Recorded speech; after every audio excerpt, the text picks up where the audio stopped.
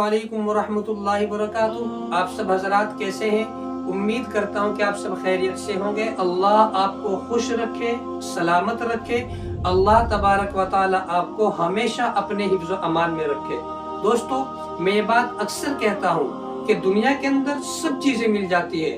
आपका कारोबार दोबारा वापस सखड़ा हो सकता है, आपके पैसे वापस आ सकते हैं, आपका कोई भी सामान वापस आ सकता है, लेकिन अगर कोई चीज ऐसी है जो वापस नहीं आ सकती है तो वो आपके माँ बाप हैं। अगर वो एक बार चले गए तो दोबारा आपको नजर नहीं आएंगे। इसीलिए सब कुछ दुनिया के अंदर मिल सकता है, लेकिन माँ बाप, अपने बड़े बुजुर्ग दोबारा नहीं मिल सकते। इसीलिए दुनिया की भाग दौड़ में हम लोग लगे हुए हैं और इसी के साथ साथ हमने अपनों को पीछे छोड़ दिया है। इसलिए हर एक आदमी अपनी फैमिली के साथ, अपने परिवार के साथ, अपने घर वालों के साथ टाइम बिताए, अपने घर वालों के साथ वक्त को गुजारे।